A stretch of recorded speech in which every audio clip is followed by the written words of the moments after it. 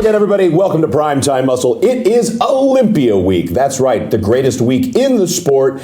And this is the place where you find out all the information, as you can tell, by our usual co-hosts, myself, Tim Wilkins, Tarek Elgindi. Thank you, Tim. Great to be here. Great to be here with Chris Cormier. And now we have one of the most iconic figures in bodybuilding. I call her the mother of the NPC and the IFBB Pro League.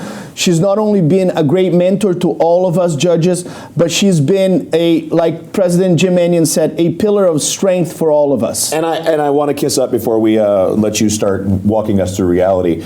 We had a couple episodes last year that were the highest rated, and that people said that was the best information. The rest of it's just shenanigans. But it was you and Big Steve, and everybody said Sandy's episode was so good. And that not just the information, but you were so good that one of the three of us thought we were losing a job. So thank you for being too busy to take our job. Man, it's good to see you. Well, thanks. I always told you I'd love to come back. I had such a great time the last time, but I will guarantee you I will never be taking any of your jobs, okay? What you do here is real. It's good for the community. It's good for bodybuilding. Well, we absolutely love being this part of the sport, as Tarek always says, just the facts, the reality, and bringing hopefully great information. Like right now, throughout the year, the criteria is always evolving for the different classes as physiques evolve, and you judges, we talk about this all the time. We hope you're guiding the future of that class by judging in each way. And then Tyler Mannion's been putting out kind of follow-up videos. But today, while we have you, we really want to look at each of the individual classes, look at the top 5 in those classes, and get an idea of who looks how and where that division is going criteria-wise. That's good. The only thing that, again, before you get to whatever show it is that you're looking at, you always have to remember that even though we're talking about like the winners from the top 5 from last year or a previous show, you never know who's going to show up to that stage. And I will tell you more and more now, as a judge, because again, we're human. So you look at the list and you go like, oh well, Big Ramy or Hottie or Derek, they're going to be at the top. But then all of a sudden you get to a show and somebody, especially now with our international growth, and you go like, oh my God, it's somebody making their pro debut. That just blows everybody away. So even though we're going to be talking about top athletes. Absolutely. Last year, nobody was talking about Daraja Hill in the top 5. Nobody. And she came in and she surprised the world. She looked incredible. And that competitor was right there on the first call out. So I always know that there's going to be surprises. You can be a competitor that never competed at the Olympia and be on that first call out. Sarah Kovac was another one in fitness. Yes. I mean, she's been competing for a long time, but never was at that level. And then there she ended up placing last year. Cassandra Gillis in the wellness. Yes. Oh, yes. She showed up, she battled that out with the Brazilians, took a 4th place at the Olympia, got better, went to the Arnold, looked incredible, and now she's challenging many of the Brazilians. Well, let's break it down class by class. We're going to start off with bikini and wellness. So the 2 easy ones. Good. The bikini, now, last year, Maureen Blanquisco. Oh, I got a hook. There we are. Hop over there, Sandy, and walk us through Maureen Blanquisco and kind of talk to us about, because bikini, to me, is one of the hardest ones to judge. Well, it is, and I think in general, in our sport, what always happens is everybody I think they get hung up sometimes on conditioning. So I think everybody always thinks that the athlete, like the most conditioned, in bodybuilding, a lot of that's true, but not in the rest of our divisions. So I think it filters down, obviously, to bikini. Yeah. And so I think that even though we say all year long, we're looking for fullness, we're looking for shape, we don't need to see your separate muscle bellies, but we need to see that there is development underneath your skin. And that's kind of what Maureen brought. Again, I don't think anybody going into the Olympia last year thought that she would be vying for that title. Now, Chris, this is one of those things I got to ask you, and this seems so difficult for me with bikini. We want you to look like you've got a muscle belly underneath, but don't let it poke out or be striated or feathered. That's got to be a difficult line to walk. But you say that, but then when we getting ready for the show the last few weeks, we've seen some of the top contenders flexing veins and biceps and veins through the abs and flexing the abs and everything like that. I see that all over the whole world. So what do you say about that? Well, the thing is, though, they don't look like that when they get on stage. That's the problem. I just had somebody show me a video of one of our past Olympia winners, and she was all striated through the glutes. I judged her. There was not a striation on her. Jeremy Buendia was the best one at that. When he won his last Olympia title, somebody showed me a photo in August, because Olympia was always in September, wasn't it? Yeah. And they showed me a photo. He looked like he should have been like a classic physique. And I'm like, if he looks like that on stage, he's never going to win. When they got to the stage, he was 3 pounds heavier than he was the year before, and he won the Olympia. Because they put that up on, try to make hype so that people think that's what I'm going to look like when I get there. Yeah, all the amateurs and the people who are not pro yet, they look at that and that's what I want to look like on stage. Absolutely, but that's why people should listen to podcasts like this, or go to seminars where there's NPC and IPB judges, and get the information from them, because coaches and trainers and your friend at the gym is going to tell you, the stuff that they see on social media, and I will tell you, 90% of those is all rumors, and it's not true. Well, there was no rumor last year. Jennifer Dory was the previous year's Olympia, but I think it was 1 point difference this year. 1 point difference. 1 point. So criteria-wise, again, it's just perfection, and it's someone else's perfection over the other ones.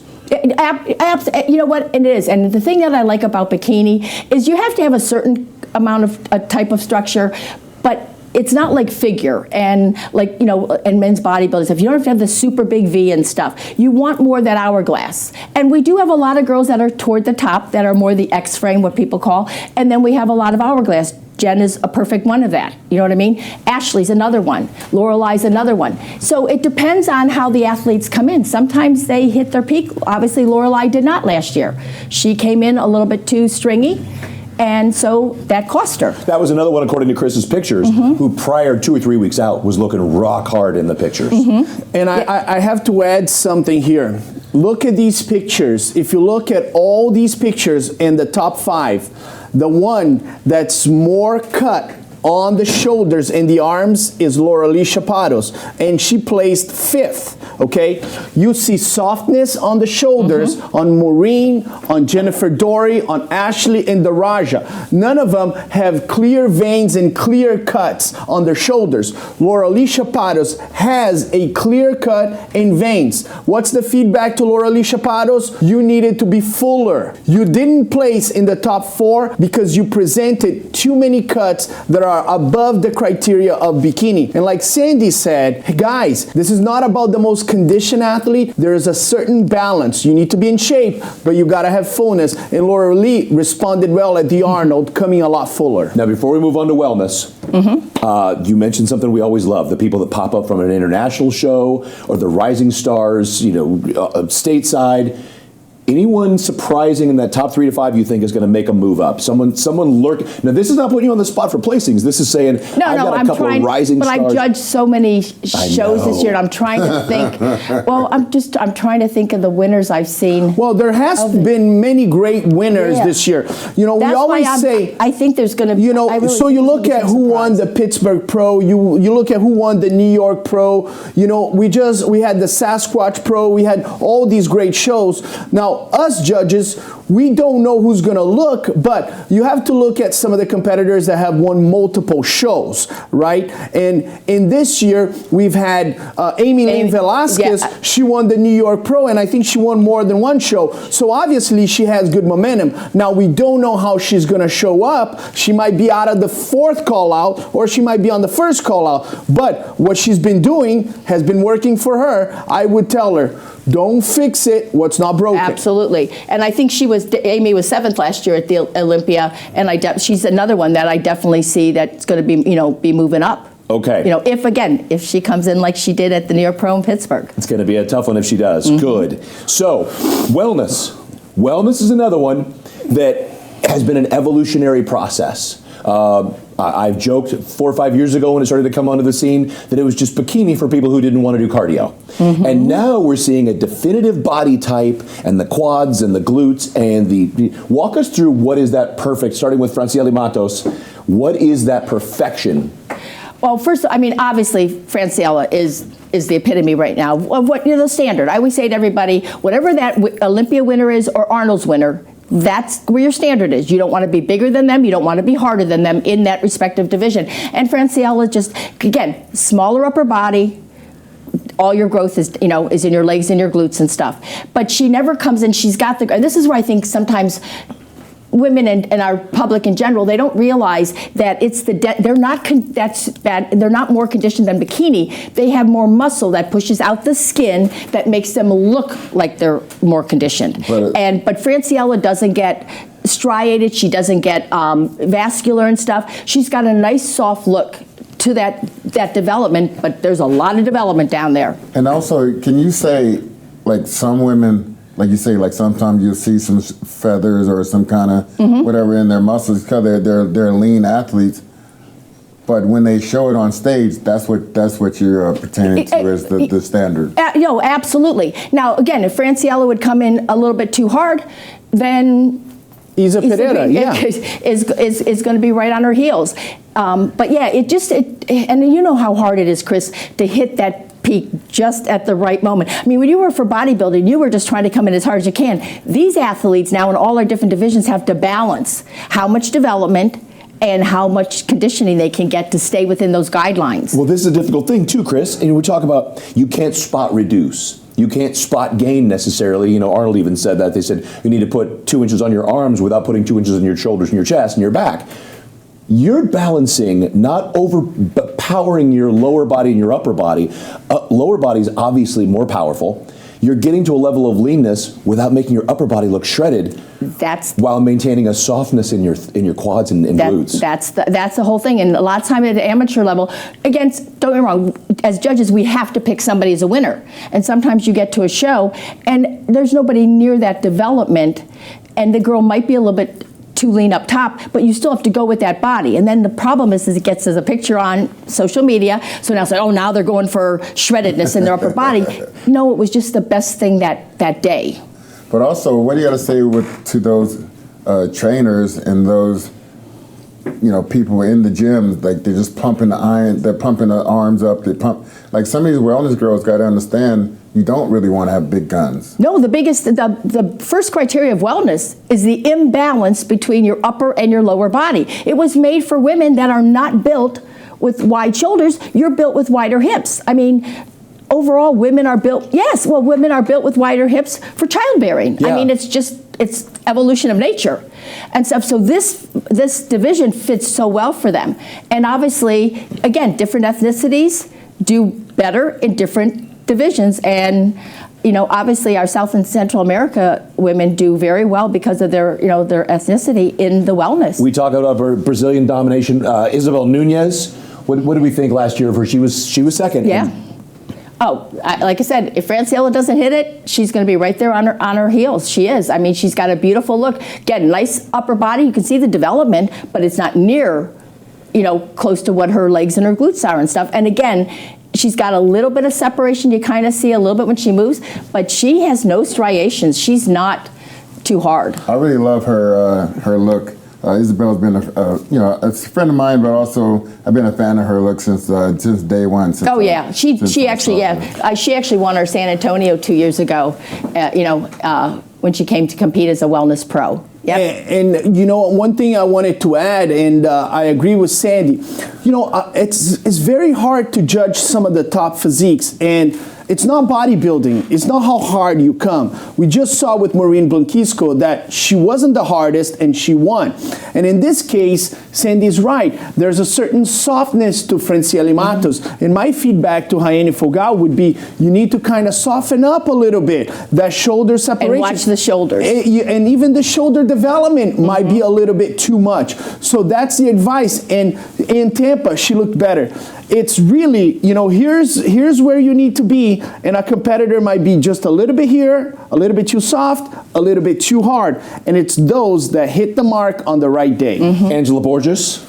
Oh, I love Angela's look. I always have. I just think she's another one. She always belongs at the top. She's the epitome of wellness. I like her, again, smaller upper body, never too hard, just great lines and nice development. And good, also too with wellness, you have to remember, there also needs to be a balance between your leg development and your glute development. We see a lot of girls coming, especially here in the States, from, sports, and they're coming from track and field and from volleyball and stuff, and their quads are really overdeveloped. Now they have to work on getting that glute development to match and the hamstring development. What about calves, Sandy? What about calves in this division? You know what? I I'm going to probably be a bad one here because I grew up with, obviously, Jim and Steve and you have to have some kind of calf development to balance out, you know what I mean? Now, again, what do I say? If you get two great physiques at the top, if you don't have any calf, it does throw the balance, that look of the balance off your physique. It does. Right. Well, now, we talk about the shock last year, Cassandra Gillis, who just really jumped right into that top 5. Mm-hmm. Are we looking at a little bit of hardness in the quad that kept her out, or is it just that pose? And a little bit of her upper body. Okay. Yeah, and don't make I've judged now Cassandra for the last, 3 or 4 years, whatever it's been, and she came with too much upper body. And she kept working, every time we talked to her, she kept working to get it down. And obviously this year, she's got herself, you know what I mean, where she needs to be with that little bit of imbalance, not being too muscular up top. And yeah, I think last year she was just a little bit too hard. But again, you have to remember that these pictures are making those athletes look harder than they actually were on stage. And I will tell you, now that we started, through the year talking about the photo thing, I'm so much more conscious of it. So now, because I do all the emails back, and I will tell you, the photos are so far off from what we see on stage. It's the story of our lives. It is. 2 weeks before a show, big bodybuilder posts a picture with the perfect lighting, looking like Ronnie Coleman.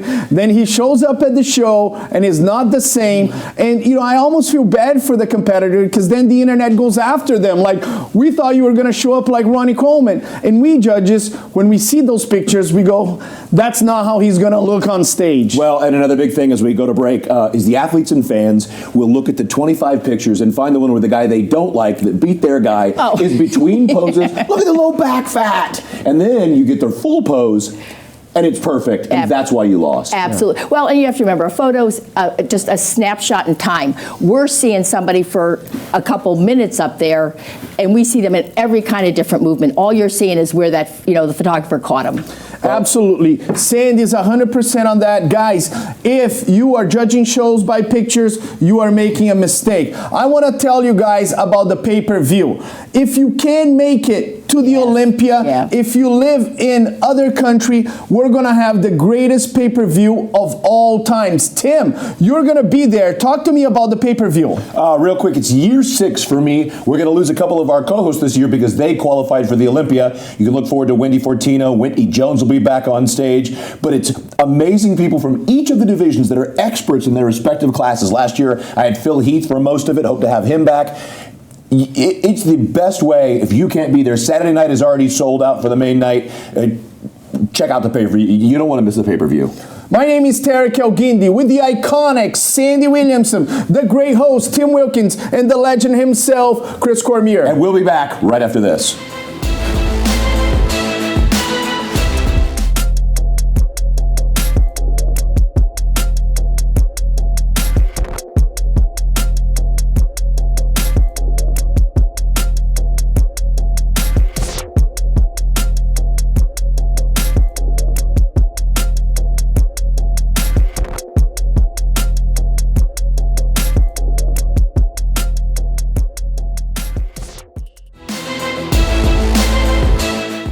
And we're back on Primetime Muscle with the usual two characters, Chris Cormier and Tarek Elguindi. And today we have the pleasure of the iconic Sandy Williamson. Thank you for joining us again. You're welcome. It just makes me feel so old. We're not giving you a Lifetime Achievement Award. That's usually when you're old. Is that what that means? Yeah, whenever they give you a Lifetime Achievement Award, you're old or dead. So we're not running your name at the end of the credits. That's good. Yeah, in memoriam. No, you're good. Good. Yeah, that's good. So we have a few more women's divisions to cover. Figure and fitness. We're going to start with figure.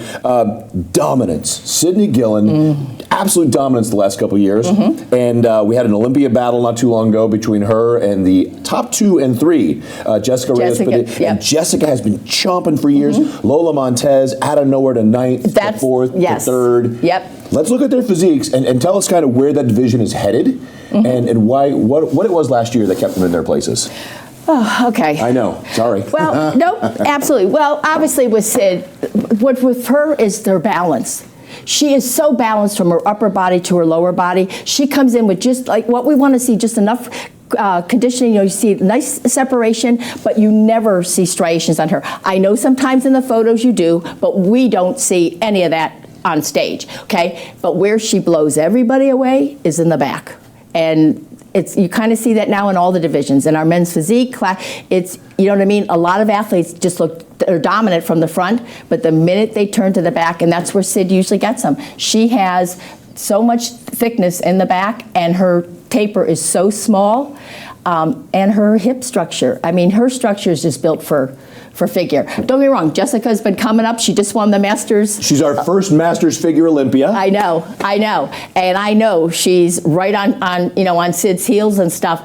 But yeah, it's just that, she's a little bit thicker, but again, you don't really see it here, but on stage you do. She just never really had the depth in the back that Sid did. Yeah. Did you see the Masters, her figure Olympia at the Masters? That back is completely different this year. No, absolutely. Well, that's because that was her feedback. You know what I mean? That's what she got last year. Yep. Well, another one with a great back, Lola Montez. Oh, she came up out of nowhere last year. Oh, yeah, when we did that Olympia battle, they were both doing rear double buys and just thick. Yep. But she was always, she always obviously great structure. She's another one. She's just got great structure for figure, but she was always smaller. And she's taken I judged her 4 or 5 years ago, and she just took the time, and she's added just a little bit of size over each year, and obviously just moved right up the thing. Yeah, her genetic makeup struck me it's as like crazy. Off the charts. Yeah. Yep. And the calves too. The calves are just out of this world on Lola. Yep. Man. No. Well, one of the things that the figure competitors are really incredible because you only have 4 poses, right, Sandy? You have quarter turns. That's it. If you're a women's physique competitor, you can kind of twitch a little bit, and create the illusion that you have a small waist. Right here, you can't. No, you don't have, there's not a lot of leeway here in figure. And, I don't like to use this word, but it's kind of cruel. If you have a tiny little, like all these girls have, they have tiny little waist and creates that perfect V taper, man, you're like a 6'10" NBA player, but if you don't have it, you're like the 5'9", basketball player. So I give a lot of credit to these competitors because they're truly masters of the craft, and genetically, they're goddess. I mean, they're incredible. And Sandy, I'm looking here. You notice like some of the glute development is different. Does that come into play at all? The suits and how the suit fits Oh, absolutely. over the glutes and everything? To be honest with you, with these athletes, the quality is so close. All those little things, definitely. I mean, when we're looking as a judge, I'm looking for one thing that looks a little bit off to somebody else, so I can say, this is why I place them, one place lower. You're looking for athletes' flaws, and so all those little things, how your suit fits and stuff. Boyana was another one. She always had her suit way too low, and with figure, you want that nice taper. And it took her a couple years till she finally listened to the judges and started fixing the suit because it does play a part in on how your symmetry and how your structure looks on stage. So, as lucky as we are to have you here, someone who guides the divisions, we were wondering this year if figure got a little hard, if you're going to dial any of that back at the Olympia. And again, we're always comparing against who's on stage at that day. Yeah. But you don't want to be any harder than Sid was last year. So, walk us through, for the competitors who are out there, both pros and our NPCs working their way up, small waist, not overdeveloped, not striated. What are we looking at? Well, you want some separation, obviously, but you don't need the type of separation, and you don't want to see you really don't want to see striations in figure. I mean, again, toward the end of that first call out, might there be some? Yes, but we're not, Sid never does. Not the goal. No, that's not what we want to pick as the winner. Yes. Yep. Quad, same thing. Yeah, nice full quads. You got it, but you also have to see hamstring development. Lots of times on women, that is an area that's always that, and like I said, back density. Like you'll see a lot of girls that have a nice width, they have nice structure for figure, but they don't have the density in the back, or they don't have the hamstring development, and obviously that's not an issue, with these athletes. Yep. So the last, go ahead, Chris. I was going to say, are you going for the wider clavicle type? Oh yeah, in figure, it's like bodybuilding and women's. It's like anything. In all those divisions, you need a taper. You need to have a small waist. You need to have, that V taper. And also the poses. I could see someone like Sid, kind of like her left shoulder kind of like sits back a little bit. Jessica's, she's really dealt dominant. Yeah. Now in this thing, I would tell Sid her shoulders too back. Were they this picture? I noticed that last year. Mm-hmm. So, but also, too, we got a lot of arm wavement the year before. Yeah. And hopefully Sid's not going to get upset that yes. Oh, no, and this. We were doing a lot of that. And they all got to the side. Yes, and I actually talked to Sid, and I said, because Sid that's another thing, though. That's another thing. At this level, how you present on stage, like just your confidence and how you do those poses and the transition, because like you said, there's not a lot for figure to do and stuff. It separates sometimes, one or two places, and Sid's a master at that. And there's a few divisions, and you'll attest to this, that the judges, one of my friends, Luis Santa, was telling me, the judges call the back pose where your arms are up high, riding the chopper, or riding the Harley. And you know what? And Steve Weinberger is one of the best judges for men. And I will say to Steve, I'll send him a picture, because I get the men's physique, and now I got my figure girls doing it. Whoever starts in men's physique, it filters down to figure. I yell at them all the time. And I'd say they need to drop their arms. And every time he just, Steve, the man of many words, he steps back and goes, yes. But because they flatten your delts. Yeah. The minute you lift your arms, your lats come in. They don't go out. And you see this in most of the categories. You see the same issue. Yes. Let's really be factual here. One thing that Sandy always says, and every competitor should know, the longer you stay there, the more flaws we'll see on you. Okay, every judge will attest to that and will follow Sandy on that. The longer you stay there. Jessica Reyes Padilla won the Masters Olympia. She asked for feedback, and Steve was clear to her, you're being way too dramatic. Speed it up the posing. Your physique is perfect. Speed it up. The posing is too slow. And one of the things that Steve and Sandy said is go in there and hit your poses. Don't be overly dramatic. Hit your front pose. Hit your back pose. All this arm movement is not doing you any good. Agree? Oh, absolutely. Because you have to think. I tell every athlete, no matter what division you're in, what are we looking for as a judge in that division? Men's physique, front and back. Bikini, front and back. That's where you want to put all your effort, and to have an amazing front pose, amazing back pose, and be able to hold it. The same thing with figure. We want to see you hold that front pose, hold that back pose, do a nice side.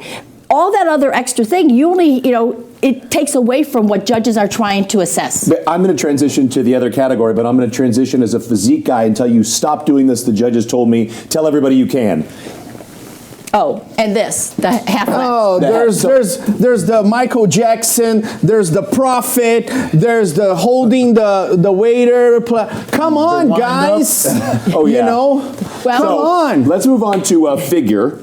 And what Women's about physique? Women's figure. Oh, this is fitness, actually fitness. Oh, fitness. So, Yes. Fitness. Missy Truscott last year, the routine was phenomenal. Oh yeah, but and that's where obviously her physique is awesome, but again, these girls, this division, and I know people are going to kill me for this, but I don't care. This is the hardest division in our Hands entire. down, always has been. Hands down. Not only do you have to be able to do a routine. It's not just doing the routine. You have to be an entertainer on stage. You have to have rhythm to move. Anybody can go up there and do the moves, but they can't make it flow. And you have to be in this kind of shape with this kind of development and flip around that development on stage. So, and also to come up with music that's going to fit your personality and get the audience. And Ariel did it, I think, at the Arnold's 2 years ago, and somebody actually came to me and said, well, she was very mechanical. She was the Terminator. Exactly, but that's what I said. She was the Terminator. But that's exactly what I said. Because she's not the more flowy person. Right. That routine is why she won. It fit her to a T. It let her bring out her own, personality and stuff. And so to be able to do that as an athlete, every time you get on that type of stage, to come up with the music that's just going to fit you as a personality, the audience is going to like, and bring out your strengths, it's got to be the hardest thing in the world. It really is. I'm going to go and follow with Jacqueline Baker's performance is a lot slower, a lot more romantic, dramatic, and it's beautiful to watch. That's why she's moved up, because she understands, hey, my game is not Missy Truscott's game. You know, Missy, Whitney Jones, and Ariel Kadar, they bring the energy. And Jacqueline Baker has done a tremendous job bringing something different that fits her physique. So you don't have to follow the person who's winning. You can actually do your own thing and move up the ranks. Oh, and absolutely. And Whitney and I have actually talked about that a lot. And I actually did a Zoom with all these girls 2 years ago after the top 5 after the Olympia, just to talk about the fitness division and stuff.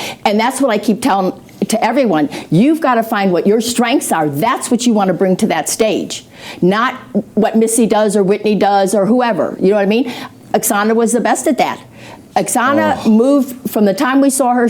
Her movement on stage was the best ever, but she was slow. Her strength was crazy, but her cardiovascular part of it was slow. That is one of our criteria. It's a portion of our scoring. Now, we'll go through these real quick, but I do want to point out, Whitney will be back this year. I know. So, you know, help you all. Ariel's routines are always good. Her physique has improved considerably this year. Her off-season was an off-season. Absolutely. But you want to know, in all honesty, who's the best physique up there that improved? Who's that? Sarah Kovac. Sarah was, I've been judging, I think maybe 10 years now. She was like a wellness person. No upper body and a lower body. And look at where her physique is now. But again, it didn't happen overnight. She took the feedback just like Ariel. Ariel was another one, a little bit thicker in the waist.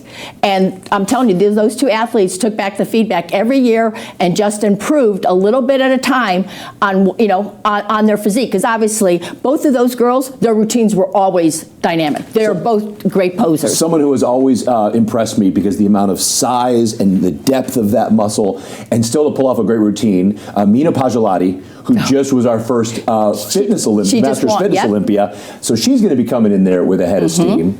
So, and Tamara Vaughn. I gave the feedback to Tamara Vaughn. Tamara Vaughn has great physique, and I said, Tamara, you know, the only thing you need to do is your posing routine needs to be a little bit more dynamic. That's where Mina Pajolati got you. Because if your style is to be dynamic, you have to be a little bit more faster on the transitions. Ariel Kadar, her presentation at the Arnold was impeccable. At the Olympia, she had a few transitions that didn't go 100%. I believe that in the fitness, like Sandy said, Kovac surprised everybody at the Olympia. If you don't watch out, you could have a lot of surprises here. Absolutely. And again, especially with fitness, you have so many shows internationally that we've never seen here. Well, dare I ask? So we've got Mina, we've got Whitney coming back, we've got girls that have improved. Fitness doesn't have the new competitors coming in like Bikini does, and figure and wellness. Anybody you're seeing that could pop into that top 5 that's going to shock us? That is impossible to say. But I'll tell you this. In fitness, if you go there and you do an incredible routine, that's 2/3 of the scoring. Absolutely. People think it's half and half. It's not half and half. It's 2/3 of the scoring. If you're a gymnast, you qualified for the Olympia, and you go in there and you shock the world, you might win the Olympia with a great presentation, and we might have never heard of you. Absolutely. Like I said, absolutely. And that actually is, I've just seen more and more athletes now come into a show. And just like Sarah last year, though, winning a show, getting that Olympia qualification, and we had no, you know, you never would have thought that. Just more so now than I ever have in the 40 years. Well, we've got a stacked class in just about every class with battles going on. 2 of the biggest battles still coming up, women's physique and women's bodybuilding. And we'll get Sandy's thoughts on those classes and where those physiques are going when we come back.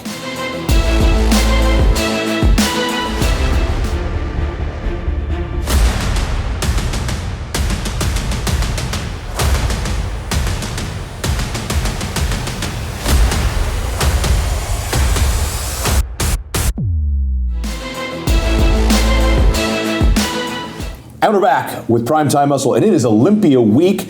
These are the shows leading up to the biggest weekend in the sport. Sandy, we have 2 more divisions of women to talk about. We're going to start with one that's got an absolute battle going on across about the top 5, maybe 4 if not.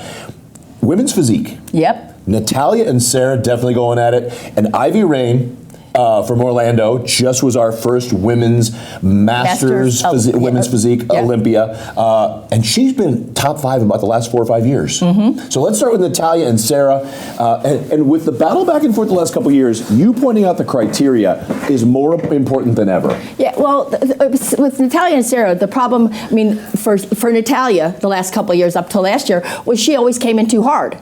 And even though we kept telling her, but again, some athletes they get conditioned even more than they want to, and they have trouble not coming in that condition. We're not going to change the criteria just because that's your physique. You know what I mean? We have the same thing in all our other. So Natalia, and she was a little bit imbalanced, but now she's actually bringing more balance. She's got nice separation, a little bit tighter than I would like to see. I don't think she needs to be quite that thing.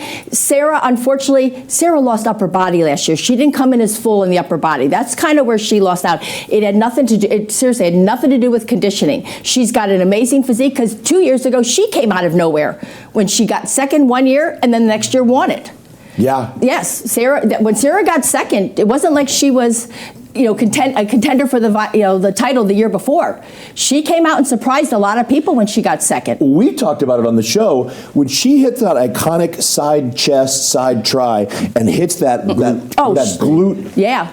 She's got amazing leg development, but her upper chest, if you look from the year before, she just had a lot more fullness up here, and it seemed like she might have in her prep, she might have lost a little bit of that. And you notice all the poses are kind of similar, kind of different.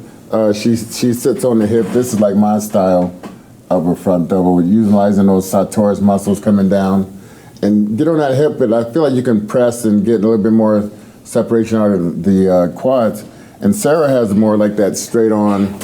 And everyone has told Sarah that it's a nice looking pose, but it might not show her physique to the best. Chris, you're absolutely right. And I will tell you, Brooke Walker gets a back. She's going to give both of these two athletes here a run for their money. I like her. And I love her. Brooke is a Dallas Cowboy fan. Yes. From Arkansas. Yeah, that has nothing to do with the show. let's just get down to business. Even much better. Guys, ignore this comment. We're going to try to edit that. That has nothing to do with bodybuilding. Whoever you like in football, it doesn't matter. Sandy, please. Go Cowboys.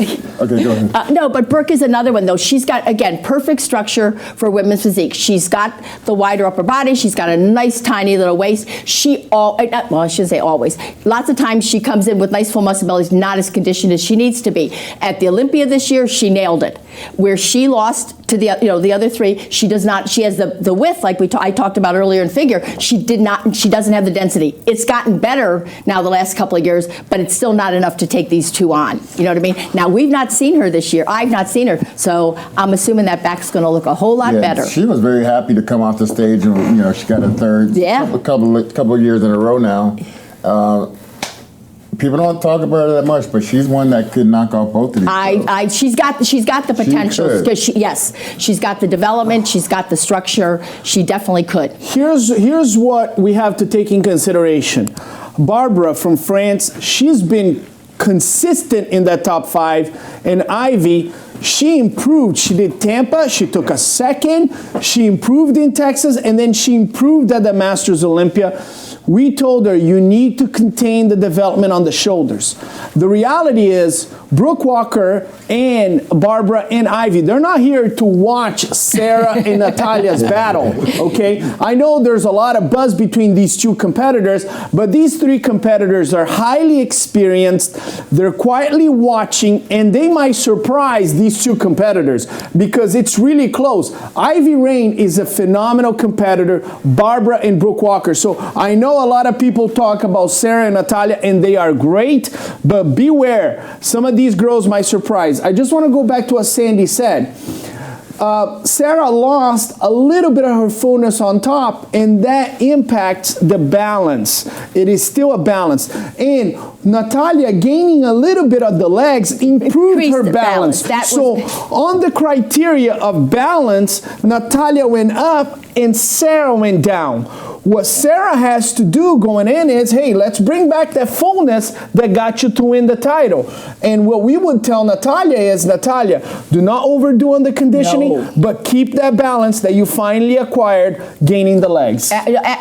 Tara, seriously, you couldn't have said it any better. That's what it was all about. Natalia got a little bit more balance, didn't come in as hard as she, as conditioned as she has the last couple of years, and Sarah had lost a little bit of that fullness, but Sarah doesn't need to be any more conditioned. It was nothing to do with conditioning. For Sarah, it was more about her balance didn't look as good as it did the year before. Well, that's women's physique. The last one, women's bodybuilding. We've got a dominance going on there with Andrea Shaw.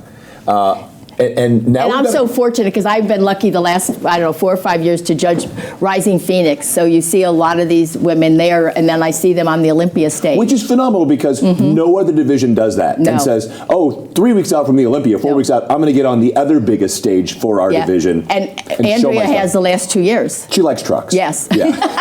She likes winning cars and trucks. It's not a bad present, though, to be honest with you. Right. It's a nice purse because I think it's $75,000 plus the truck. So yes.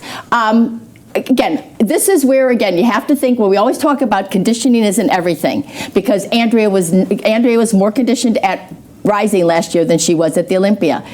Again, I've always said, at every seminar I do, full muscle bellies and overall development is still going to serve you the best in the end. Yeah, Andrea's sort of like the look that I used to kind of go for. It's not like the most ripped guy on the stage. It's like, you have a good look, you look healthy, the muscle bellies look great, nice and full, the shape is there, the separation is there, and you go out there and compete and you smile. I would even tuck those thumbs in to hide that. I don't really like the thumbs hanging out, but I feel like she has an overall, even though you see Angela here is ripped to the core. Oh yeah, absolutely. The feedback to Angela would be you need to come in a little bit fuller. And she needs more upper body. A little bit more upper body, and you need to come in a little bit fuller. Maybe getting to this conditioning, you lost the fullness that you had. Andrea Shaw is genetically gifted. She has the fullness. She has the conditioning.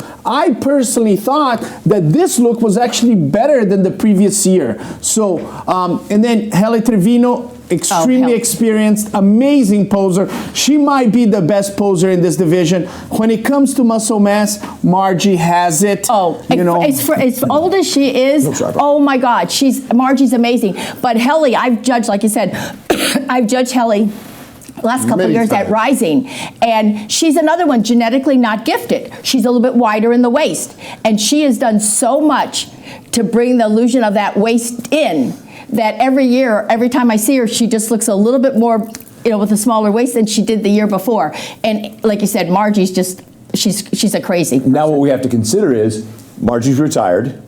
Will Helle be back this year? Yeah, I don't. That's a question. So now the top 5 opens up a bit. Of course, you've got Branca. She's from Europe. She has a tremendous physique. She's also a great poser. She needs to be a little bit bigger. She needs to gain a little bit more muscle mass. And I'm going to mention some names. Michaela Aycock. She always came in great conditioning. She's now getting a little bit fuller. And she just won the Tampa, right? Exactly. Yes. Yeah, and she's becoming a better bodybuilder. Do not forget about the New York Pro champion, Natalia Kovaleva. Yes. Because at this point, looking at this lineup, and again, we're just speculating, if Margie and Helle Trevino are not there, the tendency would be for Andrea Shaw to overpower some of these competitors. The one that has the mass is Natalia Kovaleva. Yep. Now, real quick, as you guide the divisions and guide the criteria, we look back to Iris Kyle, Vicky Gates. There was an era in there that just seemed bigger. Did we dial that back to more of a blend, or am I misconstruing? Well, I think what happened, it just seemed like even though the bodybuilding got a little bit bigger, I think they got way too conditioned, and we lost the symmetry. We lost the structure. And now you're starting to see a lot of the women that are coming up, that they have the balance, they have a smaller waist, and even like I said, even with Angela coming a little bit too hard, because you don't need to be that hard, even for women's bodybuilding, you know what I mean? I just think you're seeing a lot more of the women now transitioning to that, because I think it's just a nicer look even for themselves. Well, let's put some backs up real quick, and then we'll have a seat and give everybody a look at the backs. First thing I told, when Andrea won, the first time she won, I saw her in the hallway, and I pulled her aside, and I said, do not let anybody make you bigger. You don't need, because if you look at some of the longest athletes that we've had in our sport with longevity, Iris Kyle and Dexter Jackson, they never went for the minute they got their pro card, how big can I get? How big can I get? It was all about the quality of their own physiques. I mean, obviously they got a little bit bigger and worked on different body parts, but it was never all about just getting the mass and getting on stage. Right. And that's the same thing with Andrea. She does not need, she just needs to be able to bring that quality to the stage all the time. Well, and one of the next best backs up there for me is Margie Martin. And she's crazy in the back. She'll be back next year. Yep. All right, team. It is Olympia week. The Saturday night is already sold out. So you want to be on that pay-per-view. Maybe I should sell my seat. I have a really good seat at the Olympia. Great lighting. You have a great seat, but Sandy Williamson, we have big news happening. We not only have the NPC Women's Seminar in January in Orlando, but something crazy is happening at the Junior Nationals. I want you to tell me right now live, because I couldn't believe the news. Yeah, no, next year at the Junior Nationals, Tyler and Jim gave us, okay, we're gonna switch. We're gonna have the women the NPC women get judged on Friday, the NPC men get judged on Saturday, but the World Classic Pro Bikini is going to join the men on Saturday, so the women that get their pro card in bikini on Friday can compete on Saturday as an IFBB Pro League athlete, and you have a chance to win, and you could actually be an amateur on Friday and be headed for the Olympia stage on Saturday.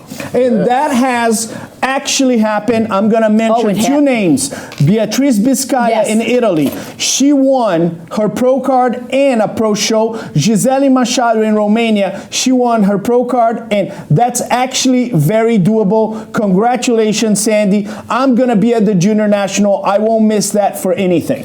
Well, before we wrap, as always, Sandy, we can't thank you enough for just hanging out. Oh, absolutely. A treat for all of us is to see Chris's shoes. Chris, what's going on with your kicks today, buddy? Oh man, let me just take it on. You call that unbalanced? Yes. You have a jacket that I was waiting to see you wear. Bring the jacket. Let's have our director, Nico Zane, bring the jacket. I figured he just felt I wasn't worthy of the jacket. No. This was originally Mick Jagger's couch. You guys gonna see this later. Don't worry. Don't you worry at home. You're going to see this later. Don't worry. Okay. How you like the lip? It's hysterical. All right, guys, we know so many of you that we thank so much for watching the show. Do cardio with this. We're sorry. This is Olympia week. We had to go a little longer today, so hopefully you got an extra 12 minutes. Tell your coach you want credit for tomorrow. Olympia week, we look forward to seeing you this weekend at the expo, at the event, or on pay-per-view. Be sure to send in your likes, comments, subscription. Tell us who you're thinking across the different divisions. Tarek Yogindi. Great to be here. What a great sequence of events. Thank you, Chris. Sandy, once again, you are and will always be the mother of the NPC and the IFBB Pro League. The sport grew so much on the female side because of you. Well, thank you, but now I feel like I'm the grandmother of us. That's not what I meant. We all grew up together. I grew up seeing Sandy as a teenager and coming up through the ranks. Oh, that hurts. You really? Oh yeah, but also the reason, Chris, the reason you never won. A, you like to party. 2, you couldn't stay away from the women. Now wait, first time I saw you at Gold's Gym. I'm going back to do cardio. He's on the treadmill, and I looked over. 2.8 miles an hour. What the hell do you think? You sound going slow in the cardio. All right.